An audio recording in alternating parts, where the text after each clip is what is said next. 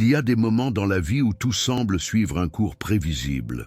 Des jours qui se répètent, des personnes qui passent inaperçues, des chemins qui ne semblent mener nulle part. Mais il y a aussi des moments silencieux, presque imperceptibles, où l'univers entier semble conspirer pour placer quelqu'un dans son champ de vision. Quelqu'un qui, à première vue, n'est qu'un autre visage, une autre rencontre, une autre chance. Mais que se passe-t-il si ce n'est pas le cas? Et si, derrière ce moment, en apparence ordinaire, vous étiez un plan divin bien plus grand que ce que votre esprit peut comprendre? Carl Jung disait que ce que nous appelons le hasard est justement la façon dont Dieu reste anonyme. Pour Jung, rien n'arrive par hasard. L'inconscient, ou ce qu'il appelle le soi, est organisé de manière symbolique pour nous conduire à des expériences significatives. Et parmi ces expériences les plus marquantes, il y a rencontré votre âme sœur. Mais pas cette âme sœur romantique et idéalisée qui remplit les scénarios de films. Nous parlons d'une connexion archétypale, spirituelle et ancestrale. Une union d'âmes qui se reconnaissent avant même de se connaître. Avez-vous déjà eu le sentiment que quelqu'un est entré dans votre vie et que tout d'un coup, tout a commencé à prendre plus de sens? Comme si cette présence réveillait des souvenirs dont vous ignoriez même l'existence. Comme si le temps changeait de rythme, comme si quelque chose d'ancien et en même temps de nouveau se produisait. Jung croyait que dans ces moments-là, l'inconscient collectif se manifeste à travers des synchronicités. Et ces synchronicités sont souvent les signes par lesquels Dieu révèle le lien d'âme qui résonne avec le vôtre. Mais le plus curieux, et aussi le plus difficile, est que cette réunion ne se déroule presque jamais comme nous l'espérions. Cela ne vient pas avec des fleurs, ni avec des certitudes, ni avec de la sécurité. Cela se présente comme un doute, comme un défi, comme un miroir. Souvent, l'âme sœur arrive déguisée en problème, en provocation, en déséquilibre. Parce que son rôle n'est pas seulement de vous réconforter, mais de te réveiller. Et le réveil fait mal, parce qu'il touche des zones de l'âme qui sont en sommeil depuis longtemps. Carl Jung savait que la véritable union ne se produit que lorsque chacun est disposé à trouver en lui-même ce qu'il nie chez l'autre. Combien de fois avez-vous rejeté quelqu'un dès le premier contact pour découvrir plus tard que cette personne avait quelque chose à vous apprendre? Combien de fois l'inconfort initial a-t-il en réalité caché une profondeur que votre âme n'était pas encore prête à voir? Écrivez dans les commentaires, pensez-vous avoir déjà trouvé votre âme sœur sans vous en rendre compte? Ou avez-vous l'impression que cela viendra encore, mais d'une manière à laquelle vous ne vous attendiez peut-être pas? Dans cette vidéo, nous plongerons en profondeur dans les manières subtiles et symboliques dont Dieu présente votre âme sœur, même si vous ne vous en rendez pas compte. Et nous le ferons dans la perspective de la psychologie analytique de Carl Jung, qui nous enseigne que toute véritable rencontre est une rencontre de personnes inconscientes. Êtes-vous prêt à reconnaître ce qui était caché devant vous depuis le début? L'âme sœur, selon Jung, est celui qui active le processus d'individuation en vous, l'appelle à devenir entier. Ce n'est pas qui vous complète, mais qui vous confronte. Ce n'est pas celui qui rend tout facile, mais celui qui vous aide à trouver un sens même dans la douleur. Et Dieu, dans sa mystérieuse sagesse, place ces personnes dans nos vies d'une manière que nous comprenons rarement immédiatement. Nous devons donc apprendre à regarder au-delà des apparences, au-delà de la logique, au-delà de la peur. Et si vous avez l'impression d'être guidé par quelque chose d'invisible, quelque chose que vous ne pouvez pas expliquer, mais qui insiste pour toucher votre cœur, alors peut-être êtes-vous déjà en présence de l'âme sœur. Ou peut-être êtes-vous prêt à la reconnaître. Pas avec les yeux, mais avec l'esprit. Parce que les vraies connexions d'âme, ils ne font pas de bruit. Ils ont du sens. Carl Jung a compris que nous ne sommes pas seulement des individus isolés. Nous sommes également porteurs d'images ancestrales, de documents symboliques qui habitent ce qu'il appelait inconscient collectif. Ces images sont des archétypes, des modèles universels qui façonnent nos expériences et nos sentiments les plus profonds. Et c'est précisément à travers les archétypes que souvent Dieu nous présente notre âme sœur. Mais cette reconnaissance ne se produit pas dans l'esprit, cela se produit dans l'âme, grâce à l'activation de symboles qui vont au-delà de la logique. Avez-vous déjà rencontré quelqu'un et eu l'impression qu'il a éveillé en vous quelque chose dont vous ignoriez même l'existence?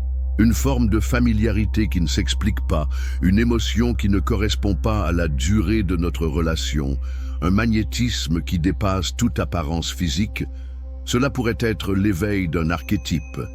Ce pourrait être le moment où le soi, cette instance supérieure de la psyché, commence à vous guider vers l'autre qui reflète ce que vous êtes venu intégrer en vous-même. Parmi les archétypes les plus présents dans les rencontres d'âmes se trouve celui du lame de l'esprit, des images archétypales du féminin chez l'homme et du masculin chez la femme. Lorsque vous rencontrez quelqu'un qui active ces aspects inconscients de vous, vous ressentez un soudain élan de fascination, d'admiration, voire de confusion.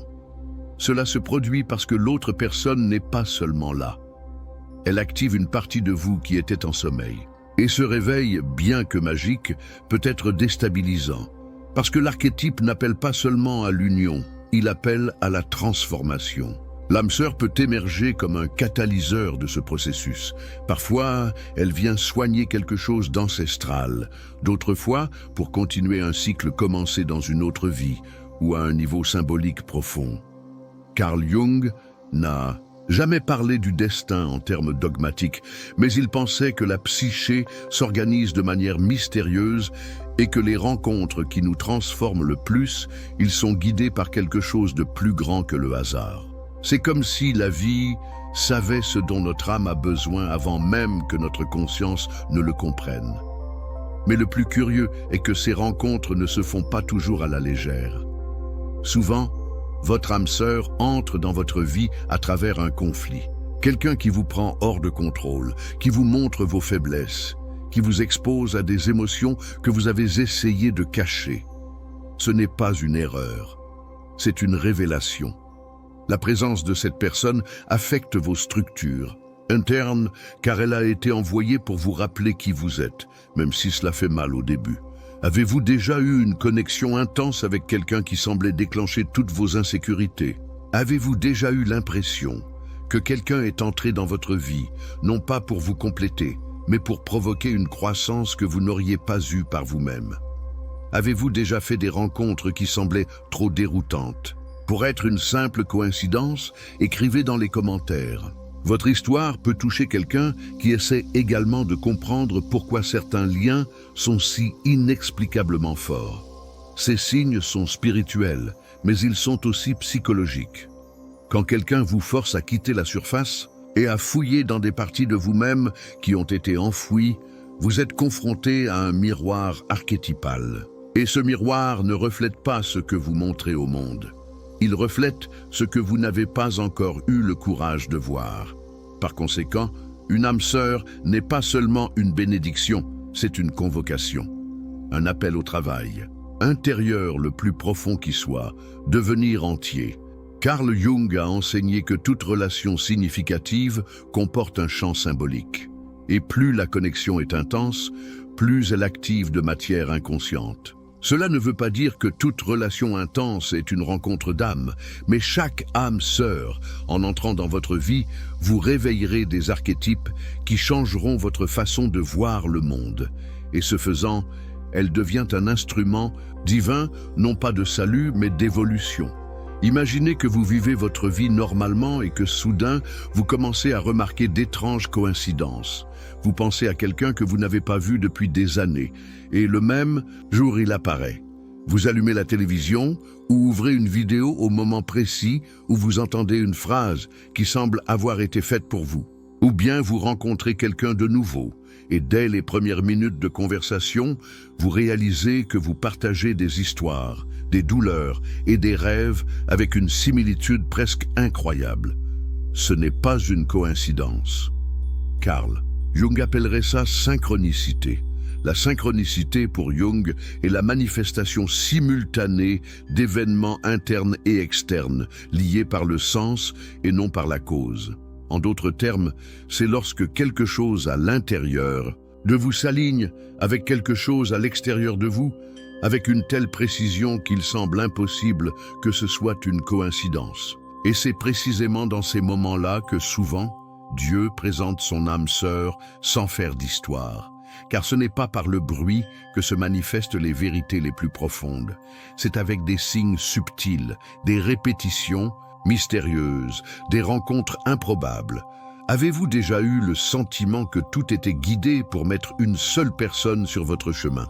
Avez-vous déjà fait une rencontre qui semblait trop improbable pour être du simple hasard?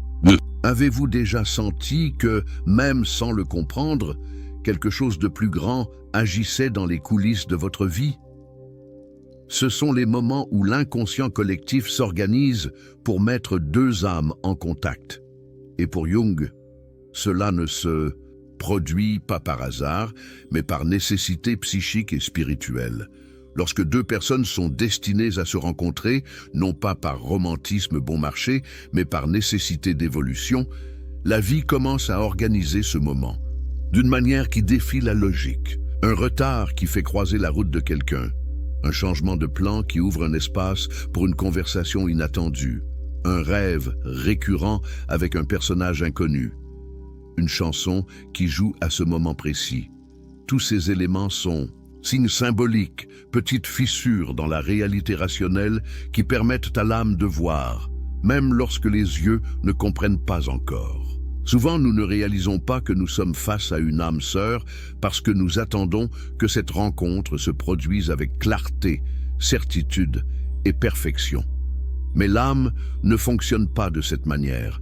Elle se manifeste à travers le mystère, l'énigme, ce qui ne peut être contrôlé. Et c'est pourquoi souvent tu comprends seulement que tu as rencontré quelqu'un d'important longtemps après la réunion. Parce que votre conscience avait besoin de mûrir pour reconnaître ce que votre âme savait déjà depuis le début. Carl Jung a déclaré que les rencontres les plus importantes dans la vie sont planifiées par les âmes bien avant que les corps ne se voient. Et lorsque vous commencez à remarquer des modèles, des signes répétitifs, des symboles qui s'entrelacent, faites attention.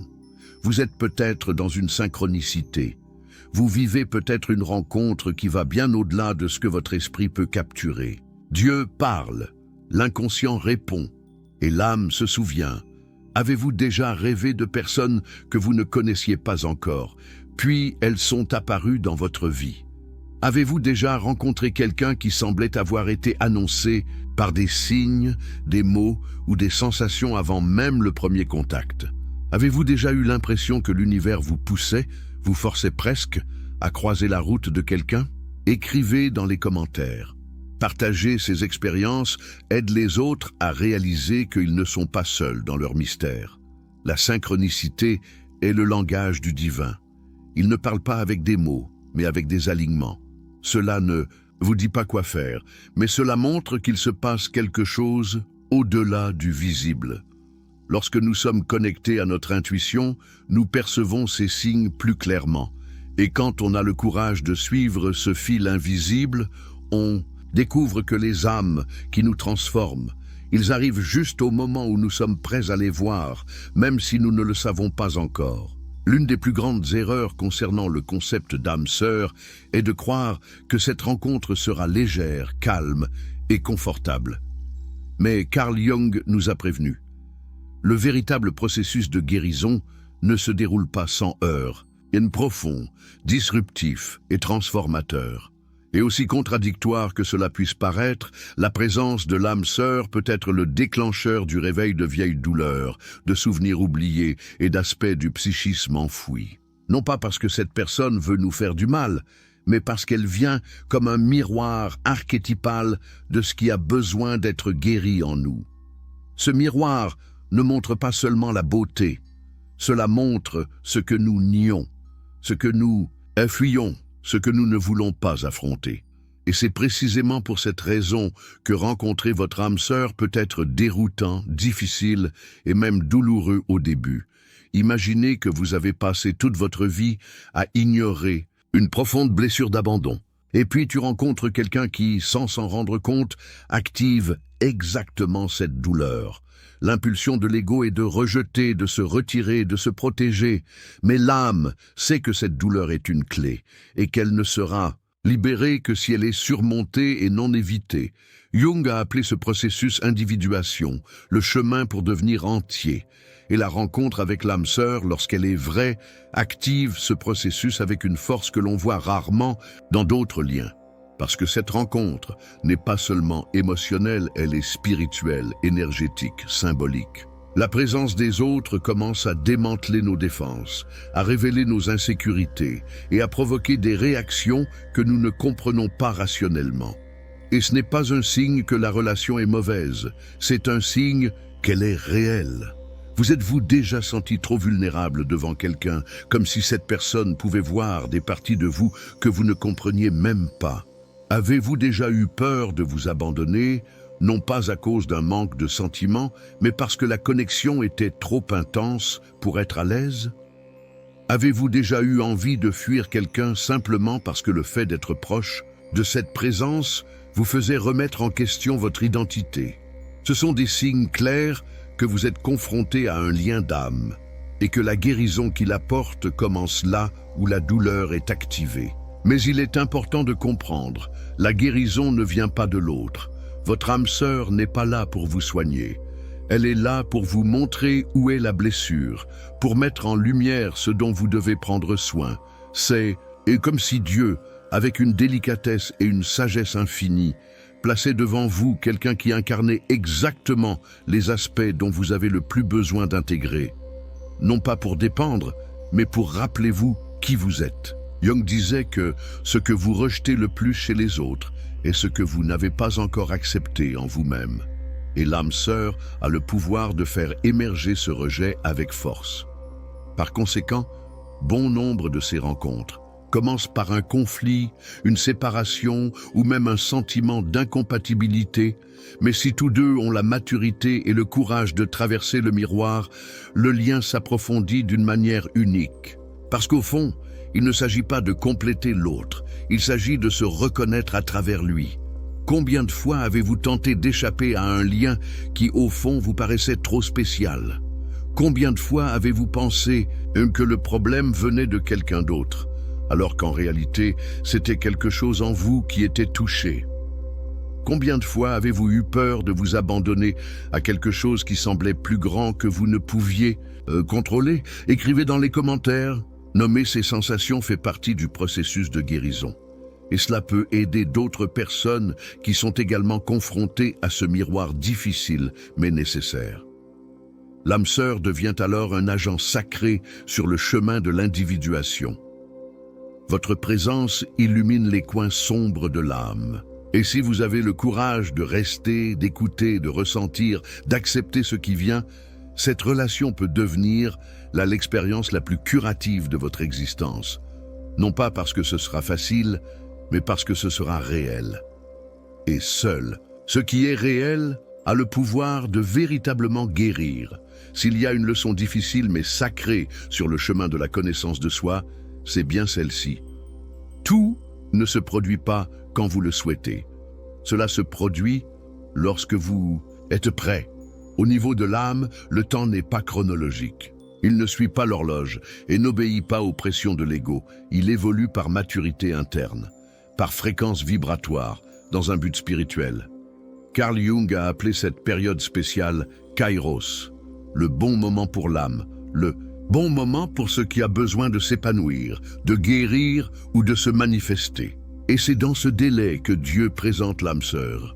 Nous passons souvent des années à souhaiter une date spéciale, prier, visualiser, idéaliser, mais en même temps, nous évitons de regarder les parties de nous-mêmes qui sont encore blessées, bloquées, immatures. L'âme sœur, aussi poétique que cela puisse paraître, ce n'est pas un don fait à l'ego, c'est un appel à l'âme. Et c'est seulement lorsque cette âme commence à s'ouvrir, à mûrir, à accepter ce qui doit être transformé, que cette rencontre devient possible. Parce que Dieu, dans son infinie sagesse, n'envoie pas l'âme sœur pour combler des besoins, mais pour provoquer la guérison. Combien de fois avez-vous demandé un amour profond, mais au fond, vous étiez toujours coincé dans des schémas de peur, de contrôle ou d'idéalisation? Combien de fois avez-vous souhaité une vraie relation, mais sans avoir encore construit une vraie relation avec vous-même? Le soi, comme le disait Jung, ne dort jamais, il regarde. Vous organisez tout de manière symbolique et silencieuse, y compris le moment de la réunion. Et ce moment n'arrive pas par volonté. Cela arrive rapidement. Le plus dur à accepter, c'est que cette période n'est pas linéaire. Parfois, vous rencontrez quelqu'un et vous sentez qu'il est votre âme sœur, mais la vie vous emporte. Parfois, la rencontre arrive trop tôt ou trop tard, et vous vous demandez « Pourquoi maintenant ?» ou « Pourquoi pas avant ?» Mais la vérité est que le temps de l'âme ne fait pas d'erreur. Et même les désaccords ont une fonction, même les absences ont un but. Tout organise un champ intérieur pour que, au moment opportun, ce qui est vrai puisse se manifester avec force et conscience. Jung disait que le soi agit comme un centre régulateur de la psyché. Il équilibre les forces opposées, crée des ponts entre le conscient et l'inconscient et, par-dessus tout, orchestre les rencontres nécessaires à l'évolution de l'âme. Cela signifie que même si vous ne comprenez pas pourquoi quelqu'un a croisé votre chemin, un ordre plus grand circule, un objectif qui est toujours en train de se déployer. Et plus vous mûrissez intérieurement, plus vous vous alignez sur ce temps divin. Peut-être avez-vous déjà rencontré votre âme sœur, mais n'êtes pas encore prêt à la reconnaître. Peut-être qu'elle est tout autour de vous maintenant, mais quelque chose en vous se prépare encore à vraiment la voir. Ou peut-être qu'en ce moment même, l'univers déplace des personnes, des lieux, des symboles et des décisions qui, presque imperceptiblement, sont en mouvement, vous conduisant à cette rencontre. Ainsi, au lieu de désirer, l'invitation est à la confiance. Au lieu de courir, c'est s'immerger, parce que c'est dans la maturité de l'âme que s'épanouit le véritable amour. Avez-vous déjà eu l'impression d'avoir raté une connexion importante parce que vous n'étiez pas prêt? Avez-vous déjà réalisé, après des années, que quelqu'un qui a traversé votre vie était bien plus important qu'il ne le paraissait? Avez-vous déjà eu le sentiment que maintenant, vous êtes prêt pour un amour différent? Partagez dans les commentaires. Ces expériences révèlent comment le temps de l'âme est bien plus sage que le temps du désir. L'âme sœur arrive lorsqu'il y a de l'espace intérieur, quand le manque cède la place à la complétude, quand la peur se transforme en présence, quand le besoin de contrôle s'abandonne, il faut s'abandonner. Et ce processus n'a pas de date, il a du rythme. Et l'univers respecte parfaitement ce rythme.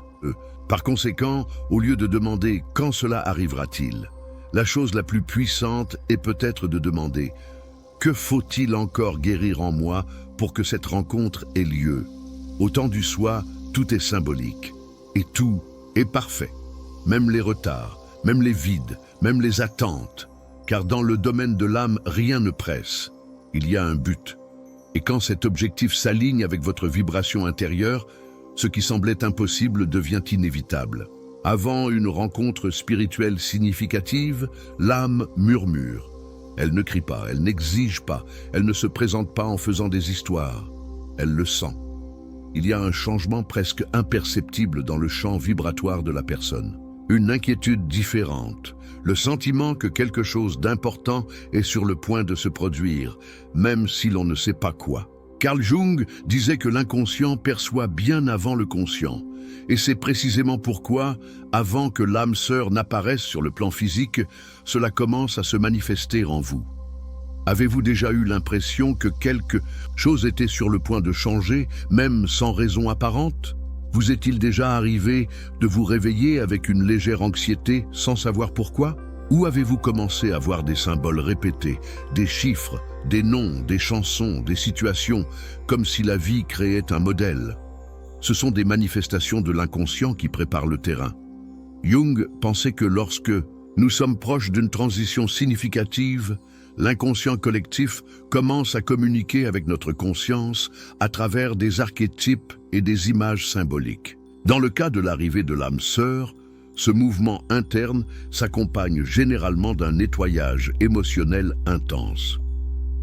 vous pouvez avoir l'impression que certaines relations perdent leur sens. Ces vieilles blessures refont surface avec force, que différents rêves commencent à émerger. Cette sensibilité augmente, comme si tout était plus vivant, plus touchant, plus chargé de sens. Ce n'est pas une illusion, c'est l'âme qui s'ouvre. Et lorsqu'elle s'ouvre, elle commence à émettre un appel. Et l'autre âme le ressent. Cet appel ne dépend ni du temps ni de l'espace. Même si vous êtes géographiquement éloigné, ou si vous ne vous êtes jamais vu dans cette vie, quelque chose bouge entre vous deux. Une sorte de connexion vibratoire démarre. Parfois, vous commencez à rêver de quelqu'un que vous ne connaissez pas, ou vous ressentez une présence énergétique que vous ne pouvez pas expliquer, ou encore vous ressentez un soudain sentiment de familiarité lorsque vous rencontrez un inconnu. Tout cela indique que les âmes parlent déjà, même si les corps ne se sont pas encore rencontrés. Jung a étudié en profondeur les phénomènes de télépathie émotionnelle, de rêves prémonitoires et de synchronicité en série. Et même, s'il ne les considérait pas comme surnaturels, il les comprenait comme expression légitime de l'âme au contact de réalités plus subtiles. Pour lui, ces expériences étaient la preuve qu'il existe quelque chose au-delà du soi rationnel, qui opère dans nos vies. Quelque chose qui organise, prépare, connecte. Et si vous y prêtez attention, vous commencerez peut-être à remarquer ces signes.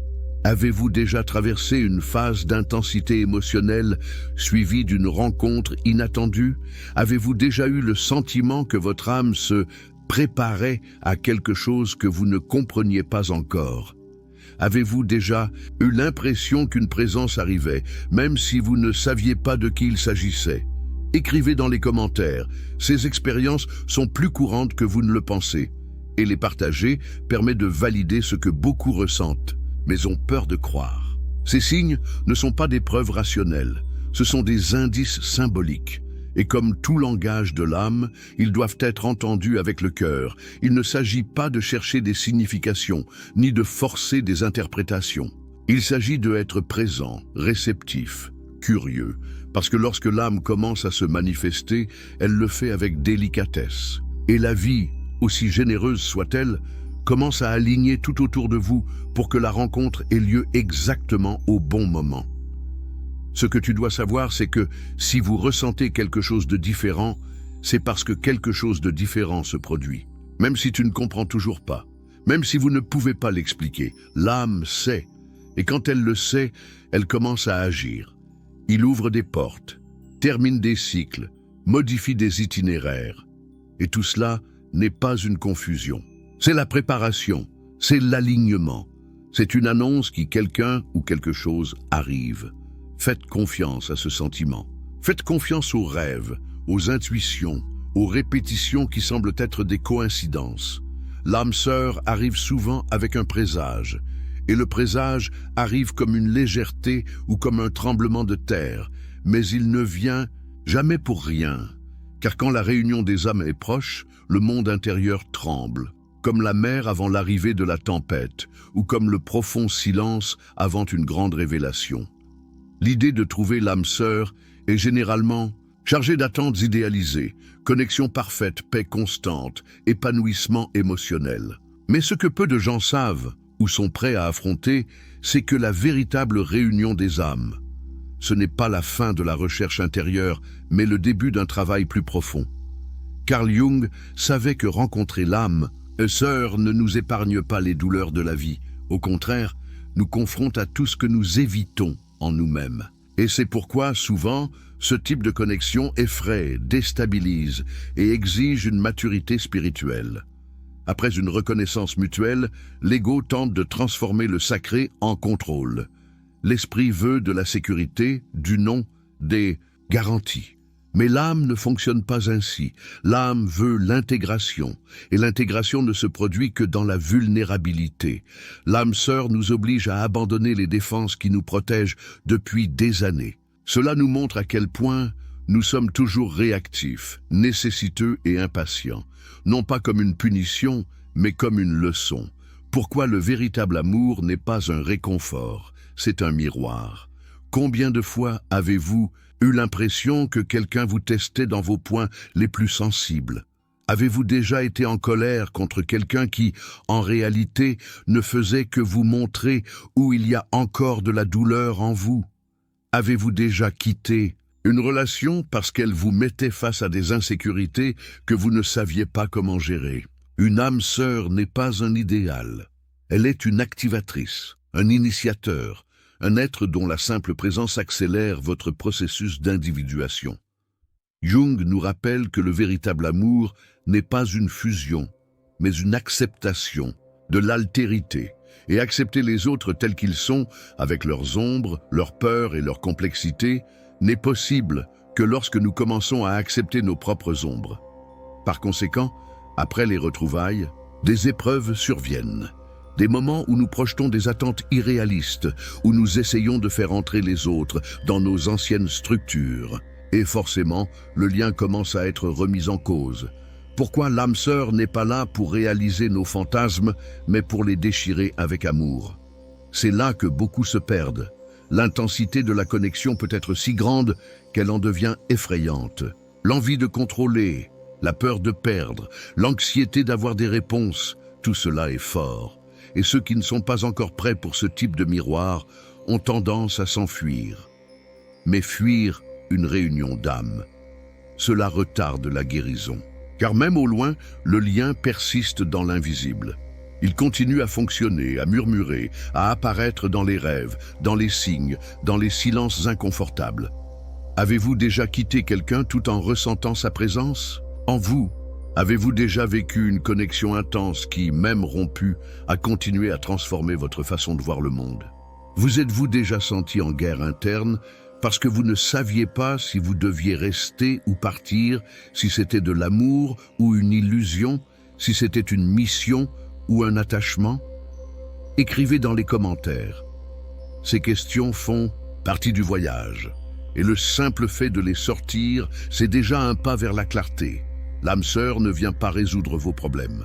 Venez révéler où vous les nourrissez encore. Cela ne vient pas pour vous sauver de la solitude. Il s'agit de vous apprendre à vous habiter avec plus d'amour. Cela ne vient pas pour vous porter.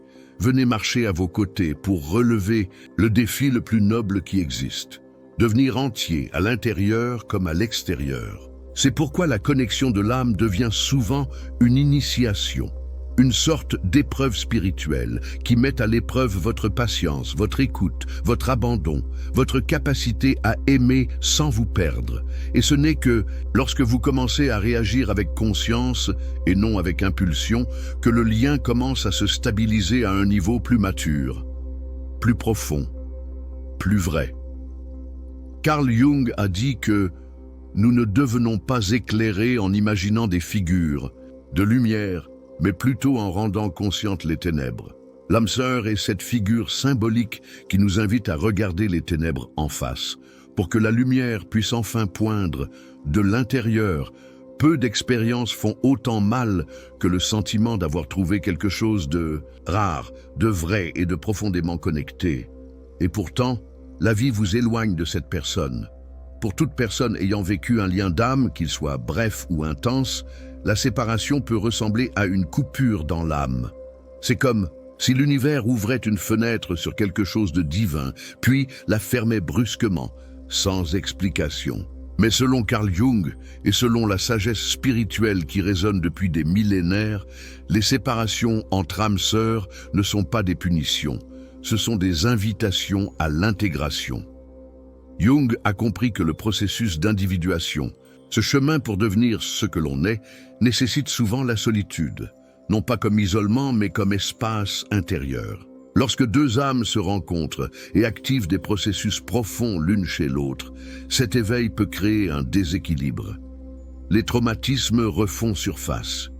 Les ombres arrivent avec force. Les attentes se heurtent à la réalité. Et parfois, la seule façon de mûrir est se séparer pour grandir. Car avant de vivre l'amour avec les autres, il faut vivre l'amour avec soi-même. Avez-vous déjà quitté quelqu'un même si vous aviez l'impression qu'il y avait encore de l'amour? Avez-vous déjà vécu une connexion intense et, malgré cela, réalisé que vous deviez donner à chaque personne un espace pour respirer Traiter et guérir? Avez-vous déjà senti que même si tout indiquait que c'était censé être, quelque chose à l'intérieur ou à l'extérieur n'était tout simplement pas prêt? Ces pauses, aussi douloureuses soient-elles, font partie du cheminement spirituel. Et loin d'être la fin, ils peuvent l'être l'étape la plus importante du voyage. La séparation permet la contemplation. Elle expose ce qui était illusion dans le lien. Cela révèle les déséquilibres qui étaient ignorés. Et plus profondément, cela nous oblige à rentrer chez nous, à l'intérieur de la maison. Une âme sœur nous montre ce dont nous avons besoin pour guérir, mais elle ne peut pas guérir à notre place. Lorsqu'il y a maturité spirituelle, le retrait n'est pas un déni.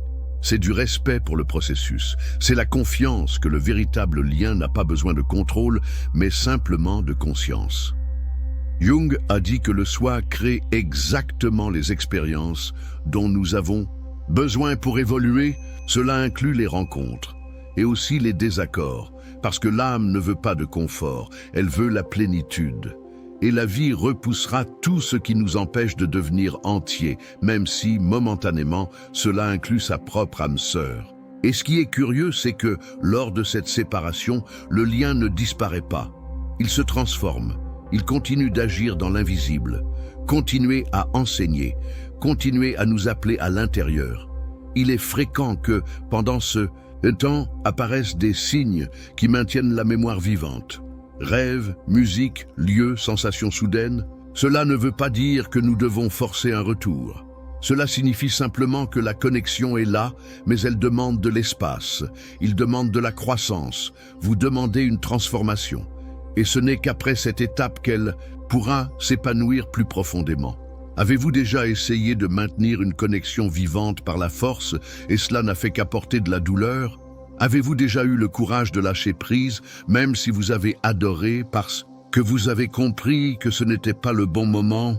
Avez-vous déjà eu l'expérience de revoir quelqu'un après un certain temps et de sentir que maintenant, oui, vous étiez tous les deux différents?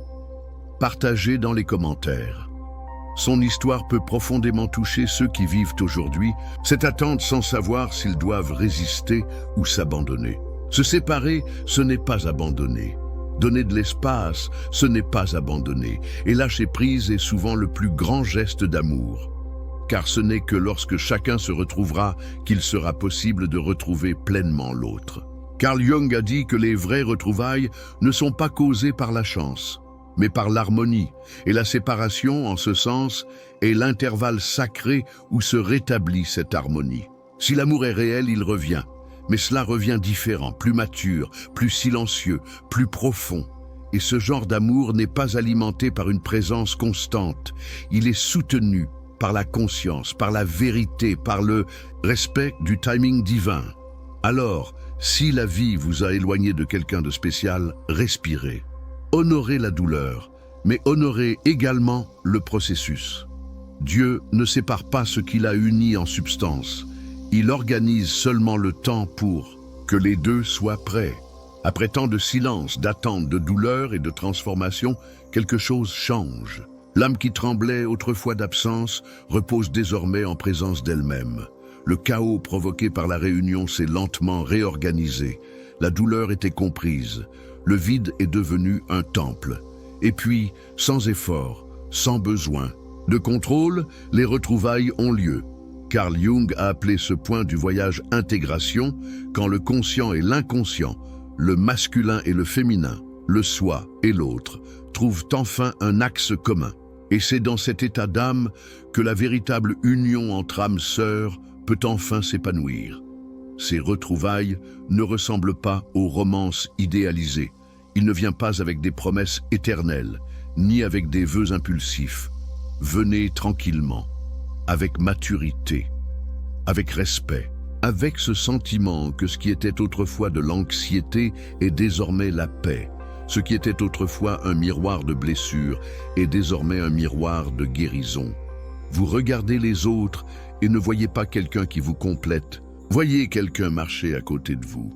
Pas parce que vous en avez besoin, mais parce que c'est vous qui choisissez. Et ce choix, désormais, ne repose pas sur la peur de la solitude, mais sur la présence de la vérité. Vous avez l'impression de pouvoir respirer autour de cette personne, que vous puissiez être qui vous êtes sans avoir besoin de jouer des rôles, sans cacher d'ombre. Et le plus beau, c'est de réaliser que l'autre non plus ne vient plus à la recherche d'un sauveur, mais d'un compagnon de voyage. Ils se reconnurent tous les deux. Tous deux traversèrent le désert. Ils vous regardaient tous les deux. Et désormais, ce qui les unit, ce n'est pas la nécessité, mais la conscience, la certitude que l'amour qui grandit après la douleur est bien plus fort que l'amour qui naît du manque. Jung a dit que les vraies relations sont celles dans lesquelles les deux partenaires deviennent des miroirs conscients l'un de l'autre. Et ce miroir ne fait plus mal, il révèle. N'accusez pas, bienvenue. Cela n'exige pas, cela inspire. Les retrouvailles entre âmes sœurs guéries ne sont plus un champ de bataille, mais un espace sacré de présence. Échange, profond. Et c'est pourquoi, à ce stade, il n'y a plus de jeu, de manipulation, d'insécurité constante. Il y a la vérité, et la vérité vous libère. Avez-vous déjà rencontré quelqu'un après une longue période et senti que vous étiez tous les deux différents, mais que la connexion était toujours là, juste plus légère, plus profonde? Avez-vous déjà senti que le temps passé, loin, ne tuait pas le sentiment, mais le raffinait? Avez-vous déjà eu le sentiment que quelque chose qui semblait perdu était en fait en train de se préparer à revenir meilleur? Écrivez dans les commentaires. Vos retrouvailles pourraient être l'espoir dont quelqu'un a besoin en cette période d'attente. L'amour qui revient après le processus d'individuation n'est plus possessif. Elle n'est plus basée sur le contrôle, la peur ou la dépendance. Il est un amour libre et pour cette raison plus engagé. Car désormais, vous ne cherchez plus à vous compléter chez les autres. Vous vous êtes retrouvés. Et maintenant, il est prêt à partager ce qu'il a de plus précieux, son âme. Pas ton masque, pas votre persona, mais votre être le plus authentique. Ce type de retrouvailles est silencieux, mais plein de présence. Cela n'a pas besoin d'explication, parce qu'ils le ressentent tous les deux. Et ce qu'ils ressentent est quelque chose qui transcende les mots. C'est comme si le temps n'était qu'une pause nécessaire. Et maintenant, ce qui reste est ce qui a toujours été, une connexion qui ne dépend pas de la logique mais de l'essence. Peu importe combien de temps s'est écoulé, combien de vies, combien de tours, quand deux âmes sont prêtes, les retrouvailles sont inévitables. Jung nous enseigne que l'intégration se produit lorsque nous sommes capables d'aimer les autres, sans nous abandonner. Et lorsque cela est possible, le lien se transforme en un champ de guérison continue. La relation devient un temple.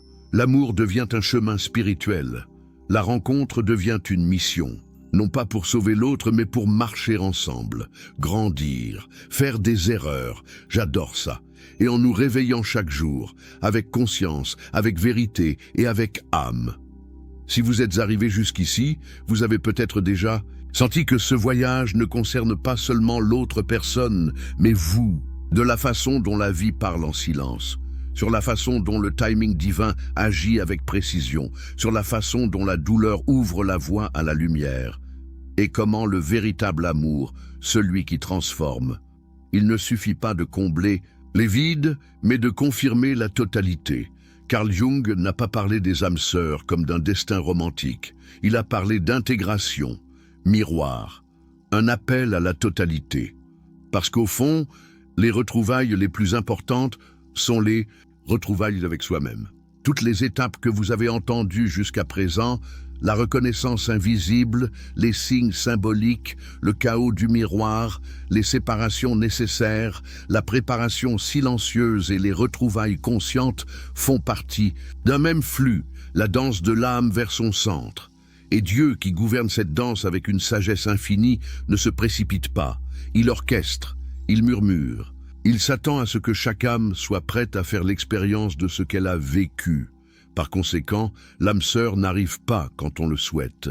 Elle arrive quand nous sommes capables de reconnaître. Peut-être êtes-vous encore au début du chemin. Peut-être avez-vous déjà vécu le chaos d'une connexion intense. Peut-être qu'il s'est perdu en essayant de contrôler. Ou peut-être que vous êtes en paix, même si vous ne savez pas exactement ce qui s'en vient. Où que vous soyez, sachez, ton âme le sait. Elle ressent, elle le remarque. Et lorsque vous réduisez le bruit externe, vous commencez à écouter les signaux, les murmures, le soi-disant, les portails invisibles qui s'ouvrent aux moments les plus improbables, mais jamais au hasard. Une âme sœur n'a pas une fin heureuse, elle vient à être un tournant.